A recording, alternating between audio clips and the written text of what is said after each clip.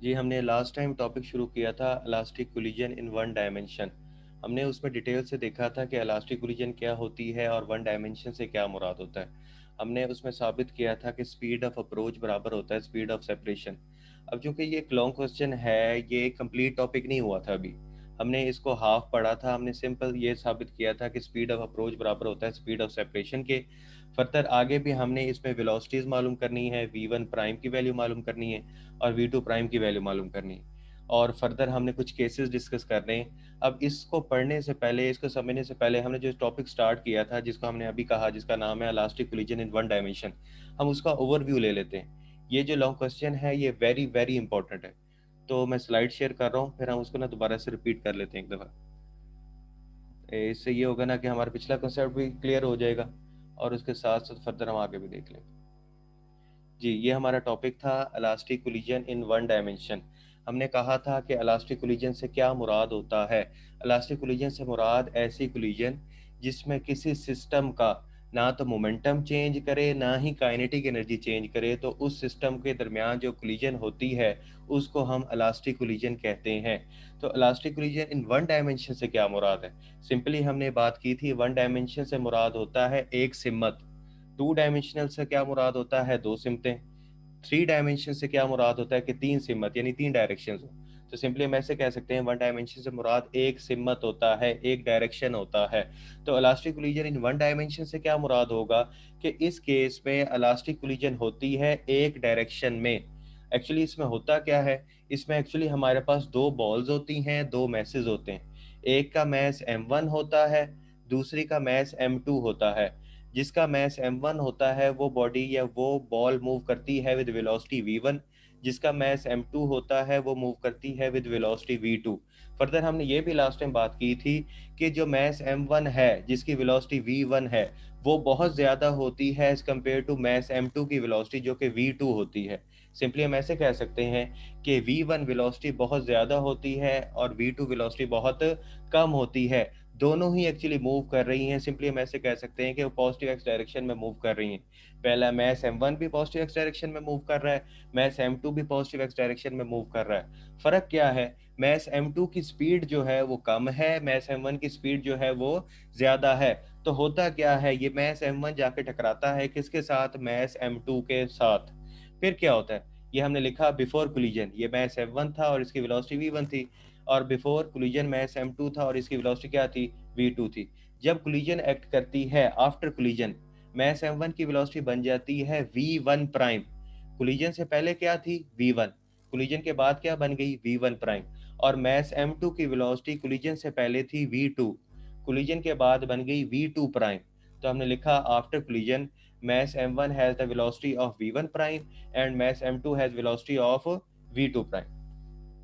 ठीक है। और फर्दर हमने ये भी बात की थी, चूंकि ये हमारी कोलिजन इलास्टिक है, हमने डेफिनेशन में बात की थी कि इलास्टिक कोलिजन ऐसी कोलिजन होती है जिसमें उसका मोमेंटम और काइनेटिक एनर्जी कंजर्व्ड रहता है, कांस्टेंट रहता है, वो चेंज नहीं होता। तो इसका मतलब हम दो लॉज यहाँ पे लगा सकते हैं। पहला लॉ जो है वो law of conservation of momentum होगा, दूसरा जो लॉ होगा वो law of conservation of kinetic energy होगा। तो सबसे पहले हमने law of conservation of momentum यहाँ पे यूज़ किया। उसके मुताबिक हम जानते हैं m1v1 प्लस m2v2 बराबर होता है m1v1 prime plus m2v2 prime. यानी ये मोमेंटम है बिफोर कोलिजन और ये मोमेंटम है आफ्टर कोलिजन। फिर हमने इसको सॉल्व किया। सॉल्व करके हमने एक इक्वेशन निकाली जिसको हमने इक्वेशन नंबर ए कहा था। इसकी डिटेल से हमने बात की थी, हम सिर्फ इसका ओवरव्यू ले रहे हैं। फिर हमने बात की थी कि चूंकि ये कोलिजन इलास्टिक है, law of conservation of momentum की तो इक्वेशन हमने निकाल ली। फिर अब हम निकालेंगे equation law of conservation of kinetic energy की। अब उसके मुताबिक हमने लिखा कि ये half m1v1 square plus half m2v2 square बराबर है हाफ m1v1 प्राइम का square plus half m2v2 prime का स्क्वायर। अब इस केस में देखें, हाफ m1v1 का स्क्वायर प्लस हाफ m2v2 का स्क्वायर, ये एक्चुअली काइनेटिक एनर्जी को रिप्रेजेंट कर रहा है बिफोर कोलिजन। और half m1v1 prime square plus half m2v2 prime square, ये एक्चुअली काइनेटिक एनर्जी है आफ्टर कोलिजन। तो इसको भी हमने सॉल्व किया। सॉल्व करके हमने इसके जरिए भी एक इक्वेशन निकाली जिसको हमने नाम दिया इक्वेशन नंबर बी। इसकी भी बात हमने की थी डिटेल से। फिर हमने इसको मज़ीद सिंप्लीफाई करने के लिए हमने इक्वेशन बी को डिवाइड किया इक्वेशन ए से, और जब इक्वेशन बी को इक्वेशन ए से डिवाइड किया तो हमारे पास जवाब आया v1 plus we one prime बराबर है v2 प्राइम प्लस v2। फिर हमने क्या किया, प्राइम वाली टर्म्स एक साइड पे ले आए और अनप्राइम्ड वाली टर्म्स एक साइड पे ले आए। हमारे पास जवाब आया v1 माइनस वी बराबर है v2 prime minus we. Further हमने यहाँ से माइनस कॉमन लिया, ये बन गया v1 prime minus V prime. हम सिंपली ऐसे कह सकते हैं अब ये वो वेलोसिटीज हैं, ये मैस m1 की वेलोसिटी है, ये मैस m2 की वेलोसिटी है, जिसकी बेस पे दो बॉल्स एक दूसरे के करीब हुई, दो बॉल्स एक दूसरे को अप्रोच करती हैं, एक दूसरे के करीब जाती हैं, और ये वो वेलोसिटीज हैं जो टकराने के बाद हैं। और इसको हम कहते हैं कि टकराने के बाद दो बॉल्स एक दूसरे से दूर हुई हैं, वो करीब नहीं हुई। अब इसको हम कह सकते हैं कि ये स्पीड ऑफ सेपरेशन है और ये क्या है, स्पीड ऑफ अप्रोच है। सिंपली हम ऐसे कह सकते हैं कि स्पीड ऑफ अप्रोच बराबर होता है स्पीड ऑफ सेपरेशन के। जिस स्पीड के साथ दो बॉल्स एक दूसरे के करीब आई हैं, उसी स्पीड के साथ दो बॉल्स एक दूसरे से दूर हटेंगी। अब कोलिजन से पहले दो बॉल्स एक दूसरे के करीब आई थी, इस बेस पे हमने इसको नाम दिया स्पीड ऑफ अप्रोच। कोलिजन के बाद दो बॉल्स एक दूसरे से दूर हटी थी, जिसकी बेस पे हमने इसको नाम दिया स्पीड ऑफ सेपरेशन, एक दूसरे से दूर हटना। अब ये क्वेश्चन एक्चुअली लॉन्ग क्वेश्चन है और इसकी हमने बात की थी कि किस तरह आता है। वो कहता है define elastic collision and explain elastic collision in one dimension, show that speed of approach बराबर है स्पीड ऑफ सेपरेशन। तो यहाँ तक आपने इसको सॉल्व करना है। अगर फर्दर वो कहता है also find the values of v1 prime and v2 prime. अब v1 प्राइम क्या है और v2 प्राइम क्या है। v1 प्राइम एक्चुअली वो वेलोसिटी है जो कि आफ्टर कोलिजन है मैस m1 की, v2 प्राइम एक्चुअली वो वेलोसिटी है जो कि मैस m2 की है आफ्टर कोलिजन। तो अगर हमने ये फाइंड करना हो तो इसको हम आगे मजीद सॉल्व करते हैं, जो कि आज हमने देखना है। फर्दर आप क्या करें, आप इस इक्वेशन को जिसको आपने नाम दिया है according to law of conservation of momentum, यानी m1 v1 plus m2 v2 बराबर है m1 v1 prime plus m2 v2 prime, आप इसको नाम दे दें इक्वेशन नंबर 1। फिर से m1 v1 यहाँ पे नहीं लिखा हुआ, मैं बता रहा हूँ m1 v1 plus m2 v2 बराबर है m1 v1 prime plus m2 v2 prime, इसको आप नाम दे दें इक्वेशन नंबर 1। जिस तरह इस केस में इसको नाम दिया ना इक्वेशन नंबर ए, इसको आप नाम देते हैं इक्वेशन नंबर 1। इसी तरह फर्दर आप क्या करें, ये जो आपने इक्वेशन निकाली ये वाली v1 प्लस v1 प्राइम बराबर है v2 प्राइम प्लस v2, इसको आप नाम दे दें इक्वेशन नंबर 2। इस इक्वेशन को आप नाम दें जिसको हमने नाम दिया या जिसको हम कहते हैं m1 v1 plus m2 v2 बराबर है m1 v1 prime plus m2 v2 prime, इसको नाम देते हैं इक्वेशन नंबर 1। ये जो लास्ट में हमने इक्वेशन ड्राइव की है v1 प्लस वी प्राइम बराबर है v2 प्राइम प्लस v2, इसको आप नाम देते हैं इक्वेशन नंबर 2। ये दोनों इक्वेशंस आगे आपने यूज करनी है। अब हमने क्या करना है, अब हमने एक्चुअली पहले वेलोसिटी मालूम करनी है v1 प्राइम, फिर वेलोसिटी मालूम करेंगे v2 प्राइम। हम इस इक्वेशन नंबर 1 और इस इक्वेशन नंबर 2 की हेल्प लेंगे। हम क्या करेंगे, लेट्स सपोज अगर हमें v1 प्राइम की वैल्यू फाइंड करनी है, वो हम इस इक्वेशन से फाइंड करेंगे। v1 प्राइम की वैल्यू जब हमने फाइंड करनी है, हमने किधर से फाइंड करनी है, इस इक्वेशन से फाइंड करनी है जिसको हमने इक्वेशन नंबर 1 कहा। अब ये v1 प्राइम है और ये क्या है, v2 प्राइम है। हमें फाइंड क्या करना है, v1 प्राइम। अगर v1 प्राइम फाइंड करना है, बच्चे ये समझ लें, अगर हमने v1 प्राइम फाइंड करना है तो हमें v2 प्राइम को स्किप करना पड़ेगा, v2 प्राइम को रिमूव करना पड़ेगा, v2 प्राइम को यहाँ से खत्म करना पड़ेगा। उसको खत्म करने के लिए हम इस इक्वेशन नंबर 2 की हेल्प लेंगे। हम क्या करेंगे, यहाँ से हम v2 प्राइम की वैल्यू निकालेंगे। अब v2 प्राइम की वैल्यू यहाँ से क्या आएगी, v1 प्लस v1 प्राइम, और ये जो v2 है ये उधर जाके माइनस हो जाएगा। सिंपली v2 प्राइम आ जाएगा v1 plus v1 prime minus v2। इसको हम पुट करेंगे इस इक्वेशन में v2 प्राइम की जगह, तो क्या v2 प्राइम स्किप नहीं हो जाएगा, सिंपली v2 प्राइम क्या हो जाएगा, स्किप हो जाएगा, और इसकी बेस पे हम v1 प्राइम को फाइंड करेंगे। अब हम देखते हैं, ये स्लाइड ओपन करता हूं मैं।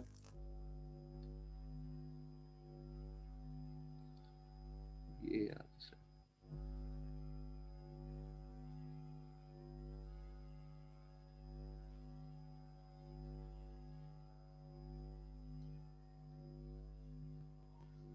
अब ये देखें, इससे फर्दर हमने लिखा, आपने कहा था कि हम V1 प्राइम फाइंड करना चाहते हैं, तो हमने हेडिंग दी है डिटर्मिनेशन ऑफ V1 प्राइम। हमें V1 प्राइम फाइंड करना है। हमने लिखा फ्रॉम इक्वेशन नंबर 2, जो हमने लास्ट टाइम इसको नाम दिया। इक्वेशन नंबर 2 से V2 प्राइम की वैल्यू निकाली, जो कि आई V1 plus V1 prime minus V2। इसको हमने पुट किया इक्वेशन नंबर 1 में, जो अभी हम नाम देके आए हैं, जो किसके बराबर है, M1 V1 plus M2 V2 बराबर है M1 V1 prime plus M2 V2 prime. उस V2 प्राइम की जगह हमने क्या लिख लिया, V1 plus V1 prime minus V2। अब हम क्या करेंगे, अब हम इसको सिंप्लीफाई करेंगे और सिंप्लीफाई करके V1 प्राइम की वैल्यू निकाल लेंगे। हम क्या करेंगे,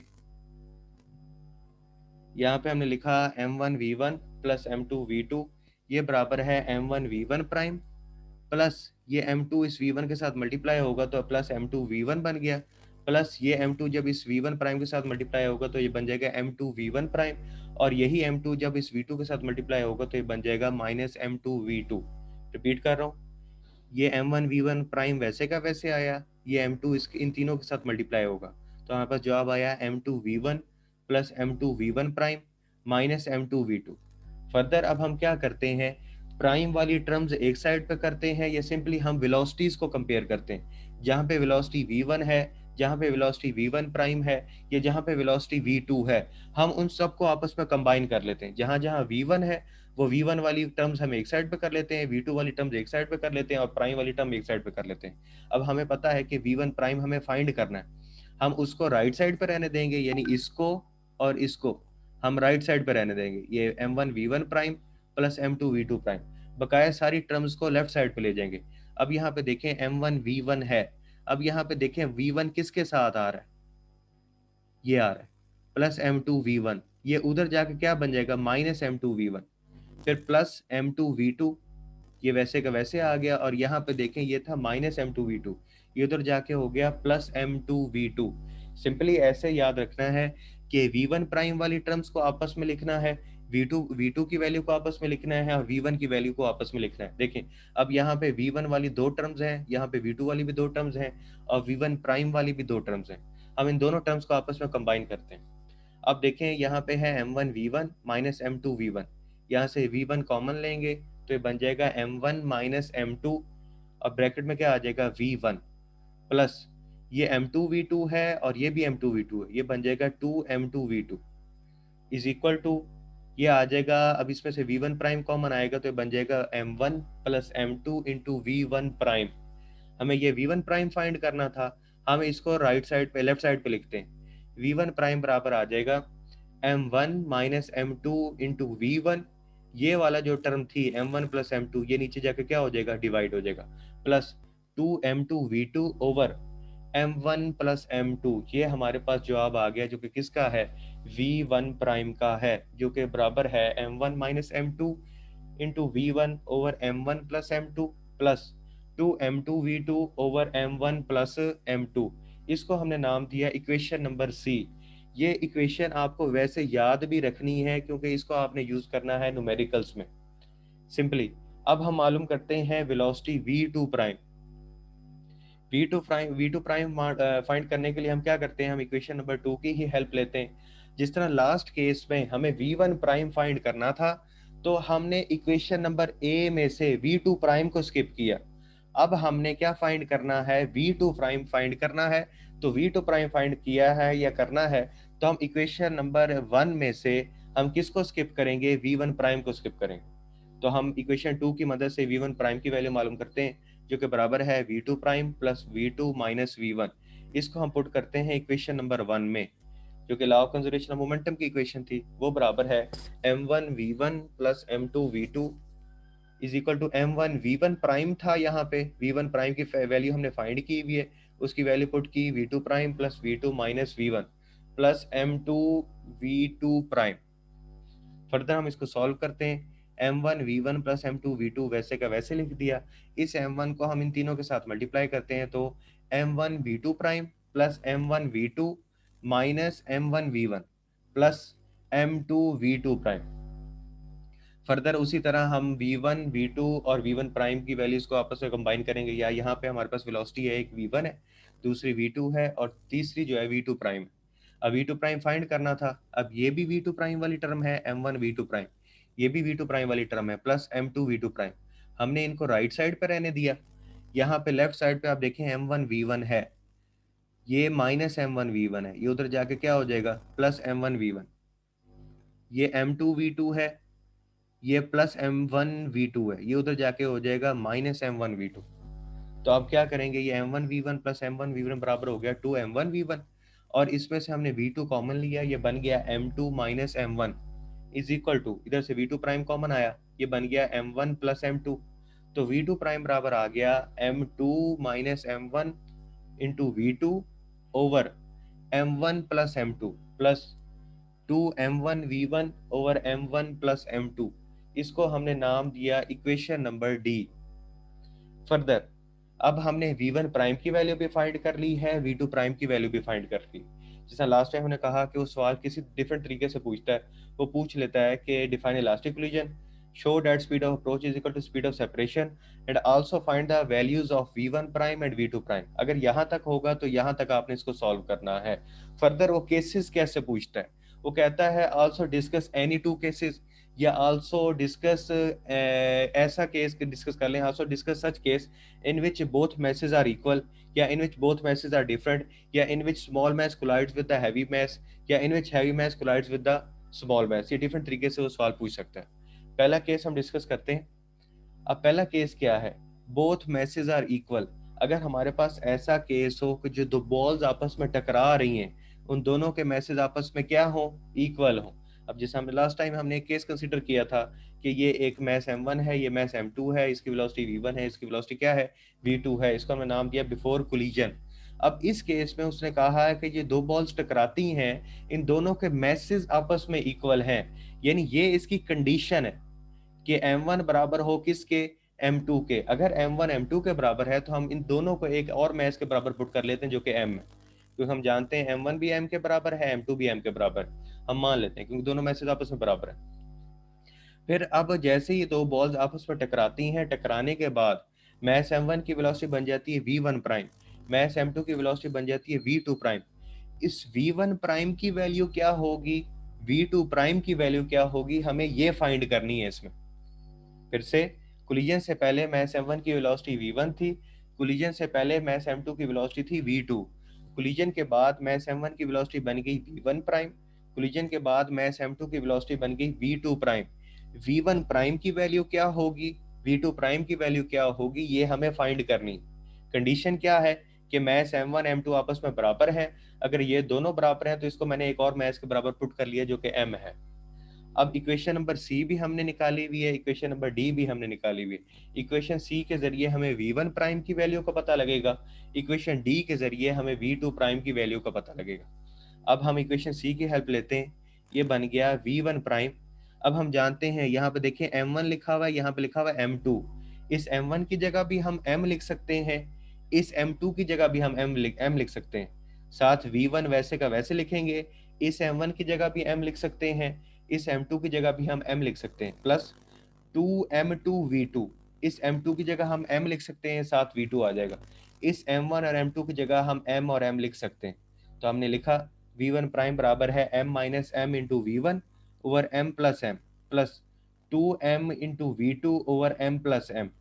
तो m माइनस m किसके बराबर हो जाता है, 0 के बराबर हो जाता है, plus 2m into v two over 2m से 2m कैंसिल हो गया, तो v1 प्राइम बराबर आ गया v2 के। तो इसका मतलब ये हुआ जब दो बॉल्स आपस में कोलाइड करती हैं, अब v2 वेलोसिटी एक्चुअली दूसरी बॉल की थी, वो वेलोसिटी बन जाती है पहली बॉल की, यानी सिंपली v1 प्राइम किसके बराबर आ गया, v2 के बराबर आ गया। यहाँ पे हमने इसको पुट कर लिया। फिर अब हमने फाइंड करना है कि v2 प्राइम की वैल्यू क्या होगी। अब v2 प्राइम की इक्वेशन अगर हमने निकालनी हो तो हम इक्वेशन डी की हेल्प लेंगे। अब इक्वेशन डी किसके बराबर है, v2 prime is equal to m2 minus m1 into v2 over m1 plus m2 plus 2m1v1 over m1 plus m2। जैसा लास्ट टाइम हमने बात की, हम m2 की जगह भी हम m लिख सकते हैं, m1 की जगह भी हम m लिख सकते हैं। हमने यही काम किया, हमने लिखा v2 प्राइम, इस m2 की जगह m लिखेंगे, इस m1 की जगह भी m, इस m1 इस m2 और इस m2 और या इस m1 और m1 m2 की जगह हम क्या लिखेंगे, सारे की जगह m लिख देंगे। हम लिखेंगे v2 प्राइम बराबर है m minus m into v two over m plus m plus 2m into v one over m plus m, ये m माइनस एम जीरो हो जाएगा, plus 2m into v one over 2m, ये 2m से cancel हो जाएगा, तो v2 prime बराबर आ गया v1 के। इसका मतलब ये हुआ कोलिजन के बाद दूसरी बॉल की वेलोसिटी पहली बॉल की वेलोसिटी के बराबर आ जाती है, और पहली बॉल की वेलोसिटी दूसरी बॉल की वेलोसिटी के बराबर आ जाती है। ठीक है, तो इसका मतलब ये हुआ कि after collision their velocities are interchange, इनकी वेलोसिटी आपस में क्या हो गई, चेंज हो गई है। क्लियर है यहाँ तक?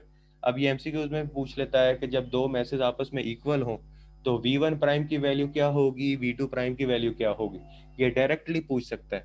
तो सिंपल आपको पता है, आपने पढ़ा हुआ है। इस केस में होता क्या है, अगर दो मैसेज आपस में बराबर होंगे, कोलाइड करेंगे, अगर हमारी कोलिजन इलास्टिक होगी, दो मैसेज सेम मैसेज आपस में कोलाइड करते हैं तो उनकी वेलोसिटीज आपस में क्या हो जाती हैं, इंटरचेंज हो जाती हैं। तो ये रिजल्ट आपने याद रखना है। दो मैसेज जब बराबर होते हैं तो इनकी वेलोसिटी क्या हो जाती है, इंटरचेंज हो जाती हैं। ये अक्सर एमसीक्यूज में पूछता होता है। नेक्स्ट देखते हैं।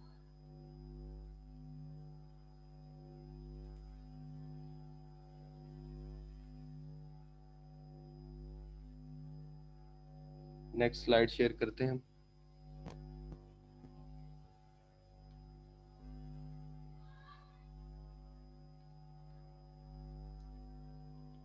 अब ये दूसरा केस है। अब दूसरे केस में क्या है कि both masses are equal and target is stationary, या टारगेट इज एट रेस्ट। कहता है इस केस में दोनों मैसेज इक्वल तो हैं, जिस तरह पिछले केस में हमने बात की कि दोनों मैसेज इक्वल हैं, मैस m1 m2 दोनों आपस में बराबर हैं, लेकिन इसमें एक और कंडीशन का इजाफा हो गया, both masses are equal and target is stationary. और जो टारगेट वाली बॉल है वो क्या है, स्टेशनरी है, या वो रुकी हुई है, या वो एट रेस्ट है। टारगेट वाली बॉल क्या है, रेस्ट पे है, मतलब उसकी वेलोसिटी क्या है, जीरो है। कंडीशन क्या है, दोनों मैसेज आपस में सेम है, मैस m1 बराबर है m2 के, इसको हमने बराबर कर लिया मैस m के, क्योंकि m1 m2 आपस में बराबर है, इसको हमने m पुट कर लिया। और दूसरा कि दूसरी बॉल जो है जिसको इस मैस ने जाके टकराना है, जो इस बॉल का टारगेट है, वो किस हालत में है, रेस्ट की हालत में, मतलब रुकी हुई है। तो v2 किसके बराबर हो गया, जीरो के बराबर हो गया। इस फिगर को देखें, ये मैस m1 है, ये मूव कर रही है विद वेलोसिटी v1, ये मैस m2 है और ये रेस्ट पे, और इसकी वेलोसिटी हमने क्या लिखी, v2 is equal to zero. ये था बिफोर कोलिजन। आफ्टर कोलिजन क्या होगा, मैस m1 की वेलोसिटी होगी v1 प्राइम, और मैस m2 की वेलोसिटी होगी v2 प्राइम। ये हमें फाइंड करनी है। अब v1 प्राइम की वैल्यू क्या होगी, v2 प्राइम की वैल्यू क्या होगी, इसको हम देखते हैं उसी तरह। अब इस केस में जिस तरह उस केस में हमने पुट किया था m1 को और m2 को m पुट किया था, इस केस में भी वैसे ही m1 m2 जहां जहां लिखा होगा वहां पे हम m पुट करेंगे, और उसके साथ एक चीज का इजाफा हो गया, v2 जहां पे लिखा होगा वहां पे हम जीरो पुट करेंगे। तो v1 prime simply values put करें, v1 प्राइम ये बराबर होगा m minus m into v one over m plus m plus 2m into zero. यहाँ पे जीरो क्यों आया, क्योंकि यहाँ पे वेलोसिटी क्या थी, जीरो थी, ओवर m प्लस एम। तो v1 प्राइम बराबर आ गया zero plus zero, v1 prime किसके बराबर आ गया, जीरो के बराबर आ गया। इसका मतलब ये हुआ, सिंपली हम ऐसे कह सकते हैं, इसका मतलब ये हुआ है कि अब जब दो बॉल्स आपस में टकराती हैं, हमने कहा था कि अगर मैसेज आपस में बराबर होती हैं तो इनकी वेलोसिटीज इंटरचेंज हो जाती हैं। जो मैस m1 की वेलोसिटी होती है मैस m2 की वेलोसिटी हो जाती है, जो मैस m2 की वेलोसिटी होती है वो मैस m1 की वेलोसिटी हो जाती है। मैस m1 मूव कर रहा था विद वेलोसिटी v1, जैसे ही ये बॉल के साथ टकराता है, ठीक है, अब ये टकराने के बाद ये रुक जाता है और अपनी वेलोसिटी दूसरी बॉल को दे देता है। वैसे हमने ये तो साबित कर लिया v1 प्राइम किसके बराबर है, जीरो के बराबर। अब v2 प्राइम के पास जो वेलोसिटी आएगी वो v1 आएगी, ये हमने अभी साबित करना है मैथमेटिकली। तो v2 प्राइम बराबर होगा m minus m into zero, यहाँ पे वेलोसिटी v2 थी, over m plus m plus two m1 v1 over m plus m. इसको सॉल्व किया तो v2 प्राइम किसके बराबर आ गया, v1 प्राइम v1 के बराबर आ गया। तो इसका मतलब ये हुआ कि दूसरी बॉल के पास जो वेलोसिटी थी वो पहली बॉल की आ गई, और पहली बॉल के पास जो वेलोसिटी थी वो दूसरी बॉल के पास चली गई। तो इसका मतलब इस केस में भी क्या हुआ, देयर वेलोसिटीज आर इंटरचेंज्ड। इसके बाद आगे हमारे पास दो और केसेस हैं, वो इंशाल्लाह नेक्स्ट लेक्चर में हम देखेंगे।